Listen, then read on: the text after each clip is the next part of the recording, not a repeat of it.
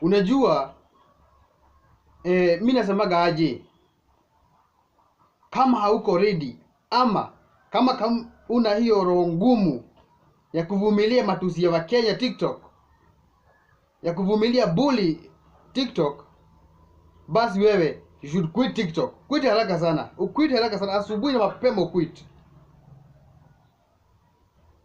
Kwa sababu kama mimi kuna watu naaminia kubuli watu TikTok ni Wakenya, the capital city of Africa. Ni Wakenya walai.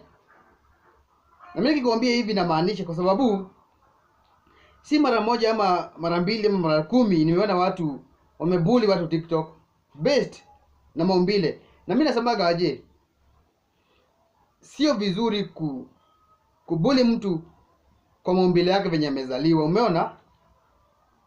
Lakini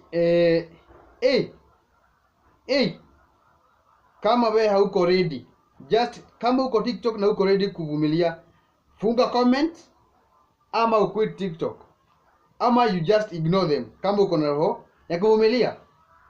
Leo nimeenda TikTok nikapatana na video ya udem amejipost tu TikTok yake vitu, anafurahia maisha na TikTok yake, okay?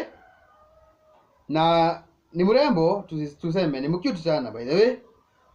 Nikasema acha niingie kwa comment section. Kama Mkenya yoyote, hata kama hujamaliza video, lazima uingie kwa comment section ujue jinsi ama Kenya amesabiwa comment section, kama ni heartbreak, kama ni comment nzuri nzuri. Nikasema acha niingie, lakini kwingine nimepata na maajabu sana.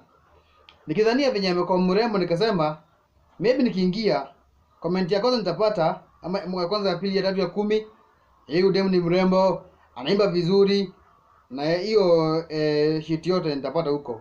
Lakini vice versa, nitasomea comment kadhaa hapa, niziweke hapo kadhaa mjionee maneno. Lakini before nisome comment, hebu subscribe sahi na like this video. Kumbuka, kama hujazaa mtu, kama hujaumba mtu, ufai kubuli mtu TikTok. Kama una bully, then bully mtu mwenye si wa country yako, lakini si vizuri. Lakini wacha kubuli Mkenya mwenzako. Kwani hatupendani? By the way, hatupendani. Oya, tunasema jenzi wanapendana, hapo tutakuja hapa tunatusiana kila siku. Na sio yeye peke yake, ni watu wengi, umeona? Nasoma comment moja kwa moja. Hizo nyingine nasoma kama 5 hivyo tu. Zingine nitawekea hapa msome, mjue kwenye tumeelekea. And bullying is not good, okay?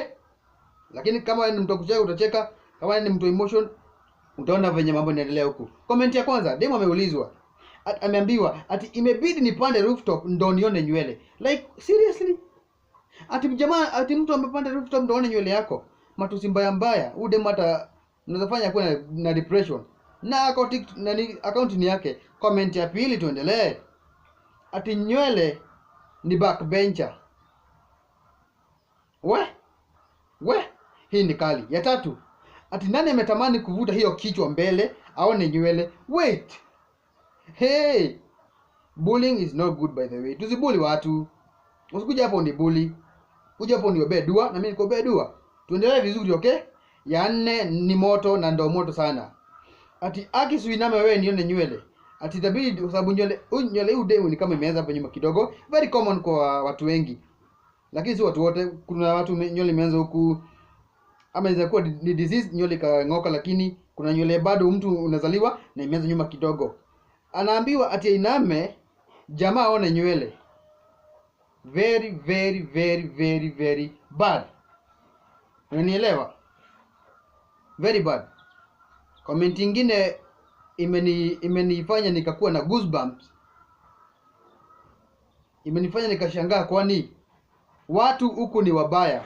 Watu huku wamesomea, kuna PhD za matusi. Comment inasema hivi, sikiliza na usikilize tena. Ngai, watu huku nje wanajua kutusiana. Ati nywele imesonga nyuma ndo akili yote jua. Nywele imesonga nyuma ndo jua ikimulika, akili yote jua. Naangalia hizi comment kwa zimetoka, naingia kwa profile yako TikTok ili nijue venye wewe uko complete ukitusi mwingine. Na shangaa most of these people who wanatusiana, ukiingia kwa profile yake bana unamhurumia. Utamhurumia kwa sababu hakuna kitu kingine utafanya. Lazima utamhurumia. Sababu gani? mwenye atusiana ndo mbaya kushinda mwenye anatusiwa. Umeniona? Umenielewa?